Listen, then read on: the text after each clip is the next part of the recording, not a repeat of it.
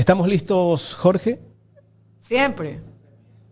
Póngalo en pantalla el economista Ricardo Patiño, que ya está con nosotros. Una cordial bienvenida. Ex ministro de Economía, ex ministro de Defensa, ex ministro de Relaciones Exteriores. Bueno, el doctor sí es, el economista sí es ex. Ahí están los ex. ¿Cómo le va, economista? Gracias por estar acá en estudios. Muy bien, Jaime, Mónica, gusto de estar aquí con ustedes. He tenido algunas entrevistas con ustedes, hemos tenido unas entrevistas muy interesantes, pero desde lejos, ahora presencial, en vivo y en directo. Me alegro mucho. Presencial. Muchas gracias por la invitación. ¿Cuánto tiempo tiene acá en el país ya, economista? Ya vine en agosto. En agosto. Sí. ¿Cuando regresó al país, después de qué tiempo? 5 años y medio. ¿Cómo encontró el Ecuador? Muy mal. Mucha pena de encontrar un país tan venido a menos, tan golpeado, la gente tan deprimida, pero hay que levantar el ánimo. Tenemos que salir adelante. De esta salimos adelante. Decía mi padre, decía, al mal tiempo hay que ponerle buena cara, hay que seguir en la lucha, ¿no? ¿Cómo ve el tema económico en este primer año y algunos días del gobierno de Daniel Noboa? Realmente con una pésima calificación.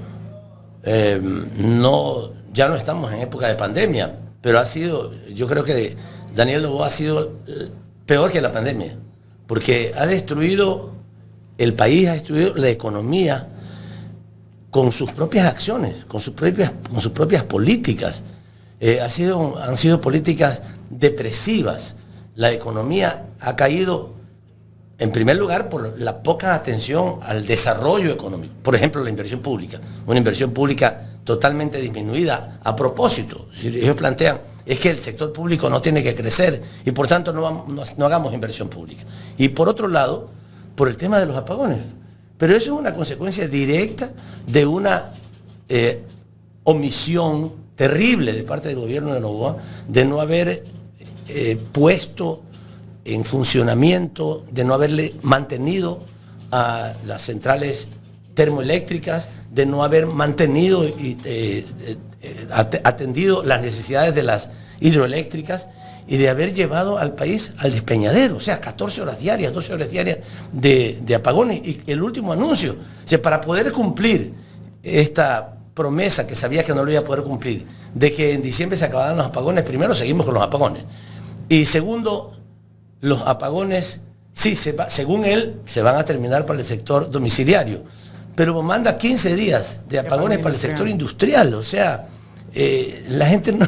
Los trabajadores no van a poder estar allí, los empresarios no van a poder desarrollar sus actividades, los insumos que recibían no los van a recibir porque no van a poder trabajar. Va a acabar otra vez, a deprimir mucho más a la economía. Tenemos que levantar a la economía del piso en donde en este momento está. Y yo creo que para eso es necesario que haya un gobierno que diga la verdad. Esta es una de las cosas más importantes que quiero comenzar diciendo, queridos amigos. Este es un gobierno de mentira. El gobierno de Noboa es un gobierno de mentira. Tenemos que tener un gobierno de verdad, que diga la verdad y que haga lo que ofrece, pero además que haga lo que se necesita para comenzar una importante inversión pública que de por sí inmediatamente levanta la economía. Y además de eso, estimular a la actividad económica, a la actividad privada, no solamente a la grande, sino también a la pequeña, a la mediana. Esto es lo que corresponde hacer inmediatamente, poner al sector financiero en beneficio, al servicio del sector productivo.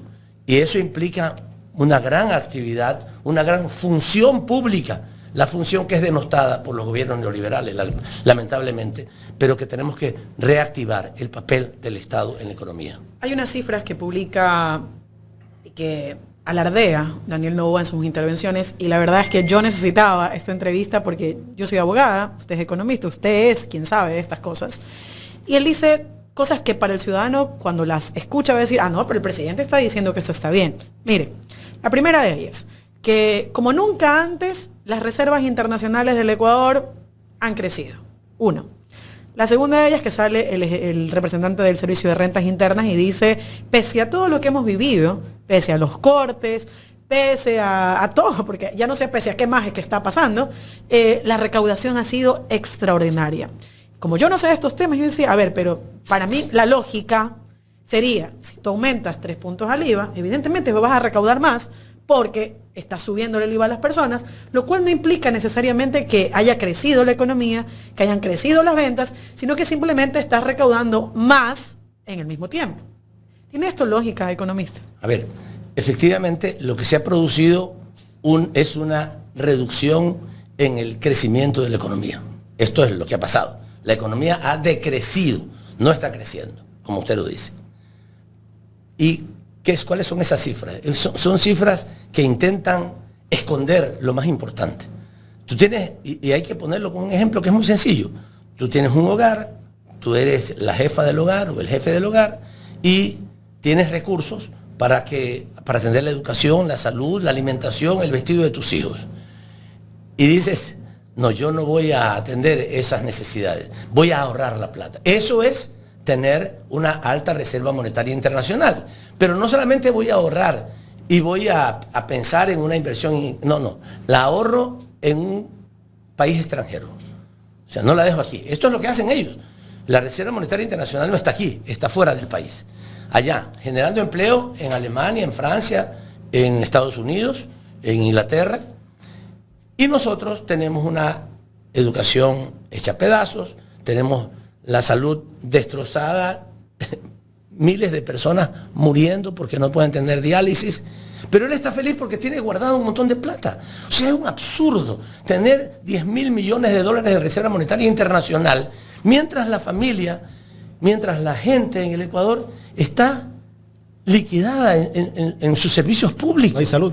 Eso es, mientras no hay ni siquiera mantenimiento de las carreteras, mientras no hay, por supuesto, ningún kilómetro de vía nueva construida, mientras no se mantienen las termoeléctricas, imagínate.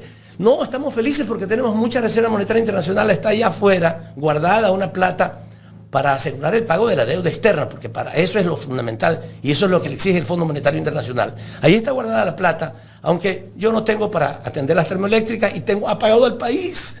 Esto es lo que pasa, esto es lo que ha hecho este gobierno. Pero economista, eso es... Y lo otro, lo que tú dices, traicionar. efectivamente, ha aumentado los impuestos, que dijo que no los iba a aumentar. Y ahora tiene otra caída, otro, además inconstitucionalmente, otros impuestos que nos quiere clavar para la venta de autos usados.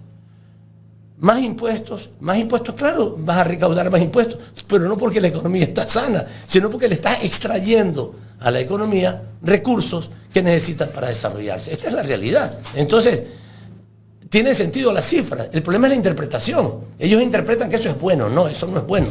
Es bueno, gracias, es bueno que la economía esté funcionando bien y que la distribución de la riqueza esté bien y que los trabajadores estén con buenos salarios, que estén afiliados al Seguro Social. Eso es lo bueno. No es lo bueno que tengamos la plata guardada afuera y que cobremos muchos impuestos cuando la economía no está sana. E incluso se jactan de que el Fondo Monetario Internacional, quien ya desembolsó préstamos al Ecuador este año, está muy feliz con el comportamiento de Daniel Noboa. Está muy feliz con el gobierno nacional. Y entonces le va a dar más dinero. Pero corríjame si me equivoco, es como que yo le presto dinero al chulco, pero para pagarle al mismo chulco. Así es. Y entonces el dinero que en teoría quería utilizar para mejorar la pared, para mejorar la casa, para comprarle quizás un regalito a mis hijos, en realidad lo tengo y lo que hago todos los meses es seguirle pagando al mismo chulquero que me está prestando la plata. Esa es la lógica. Exactamente. Y piense usted siempre así, si el Fondo Monetario Internacional está contento, el pueblo está mal, con toda seguridad. Porque lo que hace el Fondo Monetario Internacional hace tiempo dejó de ser lo que era en un principio, cuando nació esto en la década de los 70, que era supuestamente había sido creado para generar un nivel de estabilidad monetaria internacional. ¿Ya? Había un problema histórico respecto a las reservas de oro que los Estados Unidos se habían comido del mundo y dijeron, bueno, para que no se provoque un descalabro monetario, vamos a crear el Fondo Monetario Internacional. Después de eso, dejó de tener sentido el Fondo Monetario Internacional y se convirtió en el cobrador internacional. Ellos lo que hacen es buscar, salvar, cuidar a los especuladores internacionales que tienen bonos de todo tipo para que les paguen a ellos. Y para eso lo que hacen es justamente, ten reservas, asegúrame el pago para el futuro. Yo quiero saber que tú tienes una plata guardada para que cuando se venzan tus bonos, después de 3 meses, después de 6 meses, haya plata.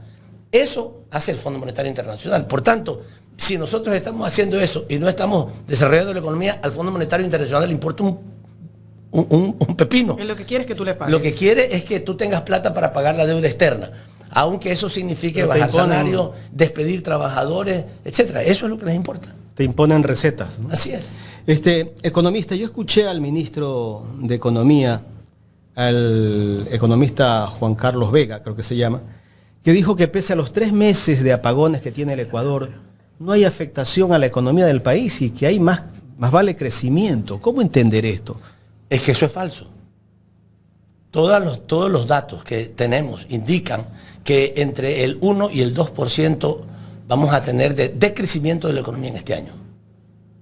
Eso es impensable en condiciones de una economía que no está deprimida a nivel internacional. Porque los mismos empresarios reconocen que hay más de 8.000 millones de dólares en pérdidas. Pero el gobierno dice que el país ha crecido. No, es que no ha crecido. Las cifras del Banco Central evidencian lo contrario de lo que dice él. Y además la realidad, pues, o sea, si tú ves que las fábricas están cerradas, si tú ves que los negocios están cerrados, que no hay luz ni siquiera para que puedas atender. Pero además de eso, en algunos casos incluso la economía también es engañosa, porque tú puedes decir, se han comprado muchos generadores de luz. Hay crecimiento, porque hay como un crecimiento. Hay más ventas. Pero es terrible, pues. O sea, se han comprado muchos generadores. Tú sumas eso a las ventas del mes y vas a decir, hay muchas ventas en el país. Pero son ventas para tapar un hueco horrible que el gobierno ha puesto al no darte electricidad. Es que es como que también a los hospitales y a los cementerios les esté yendo fantásticamente bien. Tienen muchísimos clientes, muchísimos pacientes en los hospitales. No, lo mejor es que en ese caso que los hospitales les vaya muy mal en sus negocios, que no tengan pacientes, que toda la gente tenga salud. Eso es lo mejor. Entonces, cuando creces en actividades negativas, es un crecimiento que no nos interesa. Y eso en muchas veces se revelan ahí las cifras en temas que no tienen que ver con el crecimiento efectivamente de la economía, con el bienestar, porque una cosa es el crecimiento y otra cosa es el bienestar. Puedes crecer, por ejemplo, porque eres un gran productor de armas. Como ocurre, y las compras que están haciendo. Puedes crecer porque hay muchísima droga en el mercado. Hay crecimiento de la economía, pero no hay bienestar. Ahora, escuché también al mismo ministro que dijo que ellos están trabajando en una reforma tributaria para los próximos 20 años. ¿Otra? Sí, están trabajando en una reforma tributaria. No sé si usted lo escuchó, pero una entrevista o una exposición que hizo el ministro de Economía que dice que están trabajando en una reforma tributaria para 20 años. Yo nunca he escuchado esto, que las reformas las hacen para cierto tiempo. Bueno, sí, eso puede ser. Tú puedes hacer una reforma. ¿Pero para 20 años? Pensando en el mediano plazo, sí, puedes pensar en el mediano plazo. El asunto es qué tipo de reforma. Y las reformas que ellos plantean normalmente son reformas para quitarle impuestos a los ricos y para aumentarle impuestos a los pobres. Lo que están haciendo con este tema, mira, tomaron la decisión de reducir el impuesto a la salida de divisas, que actualmente es un impuesto importante para proteger la dolarización y también para generar ingresos al fisco. Reducen entonces el impuesto a la salida de divisas, para los 3 primeros meses del próximo año lo ponen en 0 y para los siguientes meses lo ponen en 2.5, o sea, la mitad de lo que es actualmente. ¿A quiénes beneficia esto? Eso beneficia a los sectores empresariales normalmente. Claro, el pueblo no sale del país. Así es, y no saca recursos del país. No saca recursos porque hay muchos recursos que salen por distintas razones. Transacciones, tarjetas de crédito, un montón de cosas, ¿no? Salen recursos del país. Esas salidas de recursos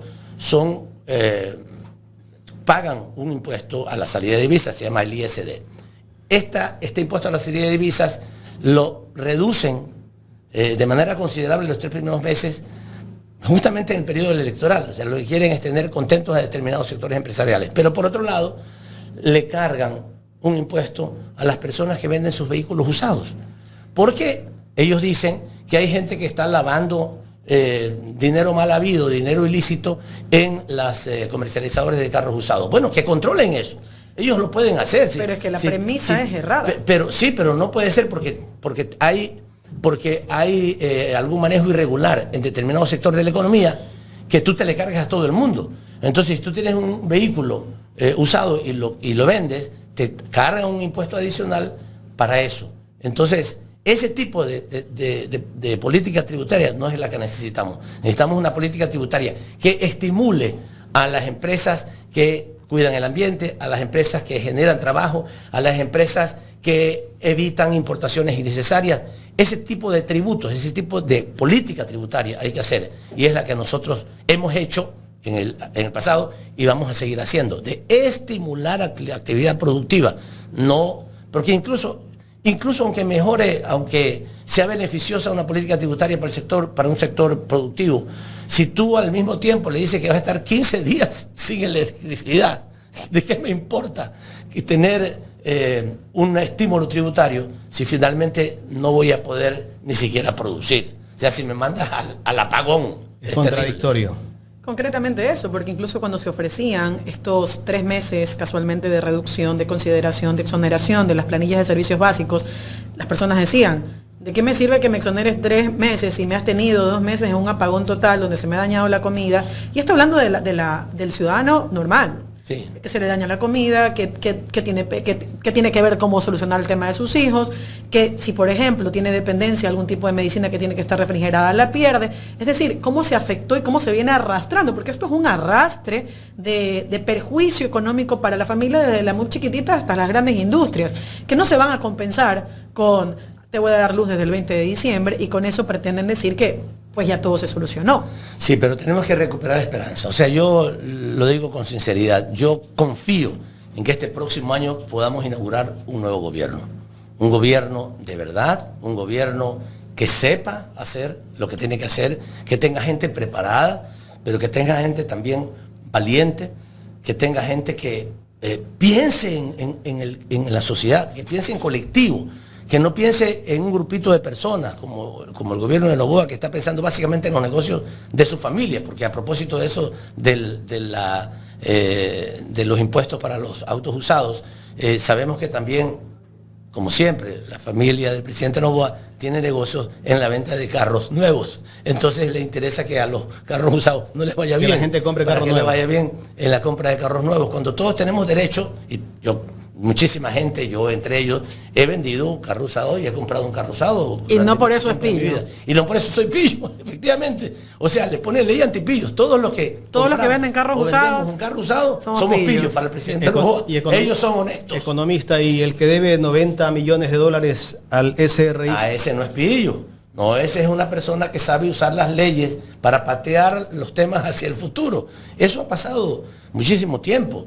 Y eso es lo que tenemos que corregir, o sea, tenemos que hacer, eso nos tocará a quienes seamos elegidos por el pueblo ecuatoriano, ojalá con la voluntad de ellos, para ser más drásticos en el cobro de los impuestos a los grandes evasores de impuestos, que acostumbran por las leyes tributarias que antes hemos tenido, acostumbran a patear la pelota para adelante, ¿no?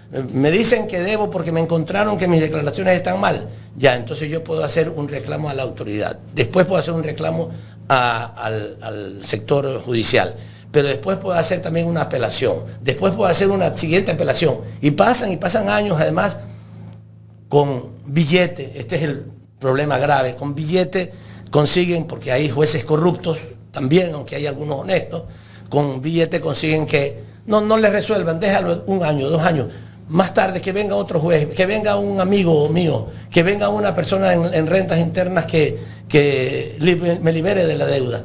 Y así, nosotros no lo podemos hacer. El pueblo llano no lo puede hacer. Nosotros trabajamos y ¡trac!, nos descuentan de nuestro sueldo el impuesto a la renta.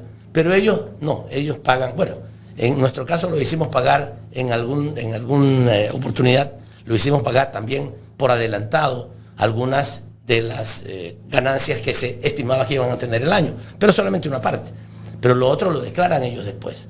Lo que hay que hacer es ser más estrictos en el manejo de la auditoría, de la fiscalización de las empresas y asegurar que paguen cuando tienen que pagar. Eso hay que hacerlo y eso es lo que vamos a hacer nosotros. Y sería ilógico pensar que quien se sienta en el gobierno y tiene que auditar y cobrarle a su propia familia aquellos valores lo iba a sentar a hacer, porque es que el millonario no llega pues a hacer eso. Hay intereses contrapuestos ahí. No solamente que es un gran evasor, lamentablemente está enfermo ahora y esperamos que la salud del señor Noboa se recupere, porque no podemos desearle el mal a nadie, pero está claro de que es uno de los más grandes evasores de este país. Está publicado por el Servicio de Rentas Internas, pero además de eso, a ese gran evasor, el señor Noboa, su hijo, lo condecora. Estamos locos. O sea, se condecora al evasor. Condecora al evasor. Economista. Como un gran ciudadano. Sí. Economista, pasando a otro tema. Usted está de candidato ahora por el distrito 1. Por el distrito sur de Guayaquil. El distrito en donde yo he dedicado muchos años de mi vida, posiblemente unos 40 años de mi vida a trabajar en el distrito sur de Guayaquil. ¿Ya lo ha recorrido? Todavía no todo, pero sí, ya he ido a hacer algunos recorridos, particularmente por ahora en el Guasmo y en la Febres Cordero. Me falta todavía las parroquias centrales, pero ya estamos trabajando. ¿Cuál es la situación de la gente del distrito 1 en este momento? Mira, a mí me dio mucha tristeza que por primera vez en la vida, porque te digo, he trabajado 4 décadas en el sur de la ciudad de Guayaquil, quiero con todo mi corazón a la población sureña, digamos, a la población de la parroquia Jimena, la Febres Cordero. Sur y suroeste. Sur y suroeste. Sí, sur y suroeste. Que me hayan dicho cuando le dije a una querida amiga con la que trabajamos en una cooperativa de ahorro y crédito en el sur de la ciudad, con una experiencia maravillosa, le dije, quiero irte a visitar, que quiero que sepas que yo soy candidato a asambleísta por el sur de Guayaquil. Y me dice, Ricardo, pero no venga a las 10 de la mañana, no vaya a venir en la noche. ¿Pero por qué? No, que aquí no se puede. Es peligroso. No, es que no se puede. Hay que pedir permiso. ¿A quiénes? A los que tienen el control de la zona. ¿Pero qué? ¿La policía? No. Otra gente. Aquí no puede venir a cualquier hora. Tiene que venir y yo tengo que avisar que usted viene.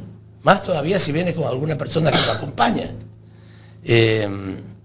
Pero a las 10 de la mañana sí puede venir. Y por favor, no se tome fotos afuera, porque no se puede. En ciertos lugares se puede tomar fotos solamente adentro de los parques, no fuera de los parques. Yo dije, ¿qué es esto? ¿En qué lugar? ¿Usted pensaba que era alguna autoridad? ¿En qué se convirtió? Sí. Que había puesto alguna autoridad que había puesto esas normas, pero no. Son los grupos delincuenciales que están tomados de los barrios. Eso tenemos que terminarlo. Eso tenemos que terminarlo. No podemos seguir secuestrados en nuestras propias casas y en nuestros propios barrios.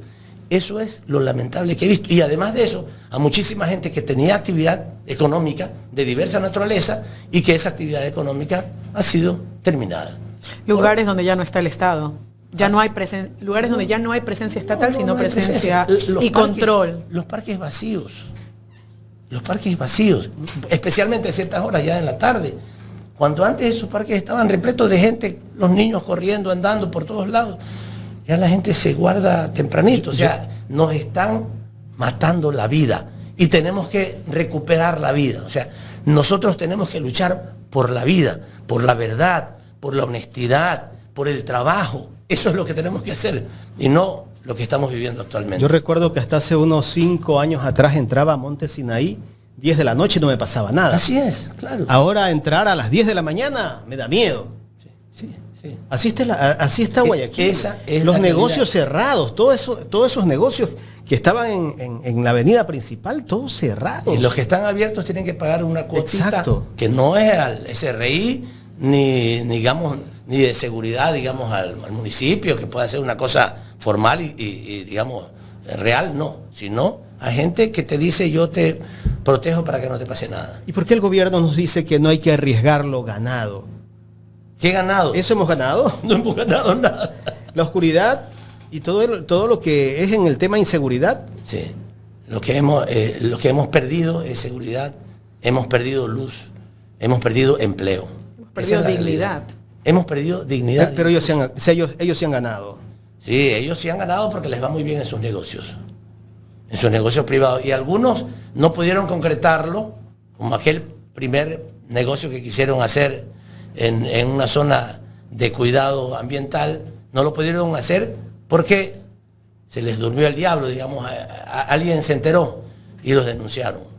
Ahora, en Archidona, tratar de instalar una cárcel de alta seguridad en una de las zonas de más rica biodiversidad del Ecuador y del mundo. Y con potencia turística, en vez de estar promoviendo cárceles, deberían estar promoviendo sectores turísticos. Deberían estar promoviendo el turismo, el ecoturismo, deberían estar promoviendo la actividad productiva allí. Esto es lo que hay que hacer. Y mejorar las condiciones llevar de la vida. actividad productiva, no llevar más presos porque ya no tiene dónde ponerlos. Y además incumpliendo la palabra, porque el señor Noboa dijo que iba a tener cárceles en alta mar. Flotantes. Que las haga, pues. Que haga algo de lo que dijo. Antes de ayer dijo que ha cumplido con todo su plan de gobierno. No, qué vergüenza, qué pena. Sí escuchó lo que dijo, ¿no? Creo que lo dijo Machala. Me da pena que tengamos a un gobierno pero tan mentiroso. Es Pinocho de cartón, no es Pinocho de madera. Sí, es un Pinocho de cartón.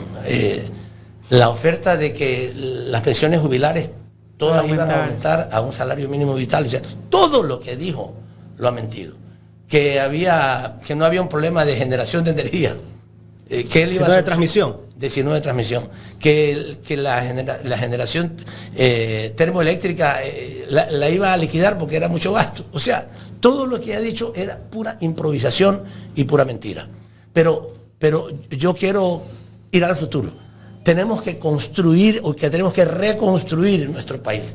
Tenemos que construir lo que se necesita. Productividad, estímulos productivos, educación.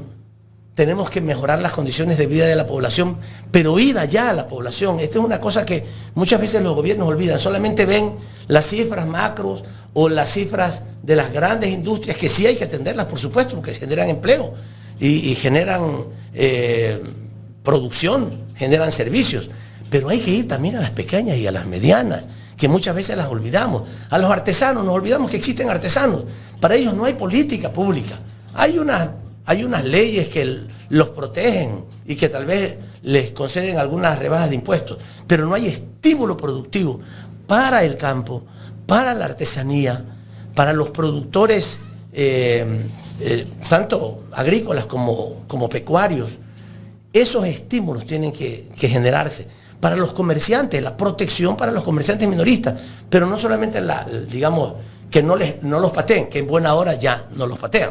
Qué bueno, felicitaciones, alcalde de Guayaquil, Aquiles Álvarez, porque ya no se trata a los comerciantes como antes se los trataba.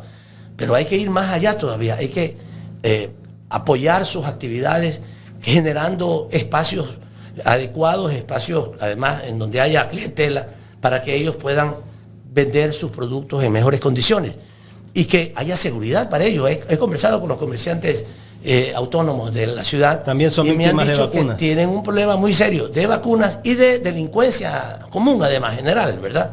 Y ellos necesitan más protección. En el caso de la Bahía, me han dicho los compañeros, tenemos muy pocos policías que cuidan de la seguridad de los comerciantes de la Bahía, que es casi una mini ciudad. Y tenemos que tener más atención. Esto es una cuestión que lo tiene que dar fundamentalmente el gobierno ecuatoriano, pero tiene que haber atención. Así como a las grandes empresas hay atención policial, y está bien que haya en los grandes comercios, pero también tiene que haber en los pequeños, porque no debe haber ciudadanos de primera y de segunda categoría en el país. Economista Ricardo Patiño, queremos agradecerle por el tiempo y por haber venido de manera presencial a Ecuador en Directo. Muchas gracias. Gracias, Jaime. Gracias. Un gusto estar con ustedes. Gracias al economista Ricardo Patiño, conversando con nosotros en esta mañana aquí en Ecuador en Directo.